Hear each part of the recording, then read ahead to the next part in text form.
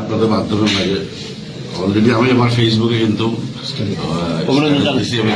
অভিনন্দন জানাইছি। ইয়াসিন ভাই আমাদের সবারই শ্রদ্ধা মুরব্বী এবং দলের জন্য তার যথেষ্ট অবদান আছে। চেয়ারম্যান সাহেব যে ওনাকে সেই সম্মানটা দিচ্ছেন এবং উনিও যে দলের বাইরে গিয়ে সদস্য নির্বাচন হিসেবে জানাইছে সেজন্য ওনাকে আমাদের জেলা কমিটি থেকে ধন্যবাদ জানাইতেছি এবং আমরা চেষ্টা করব এই সাজা আসনে ওনাকে সর্বোচ্চ সম্মান দিয়ে এবং সর্বোচ্চ সহযোগিতা নিয়ে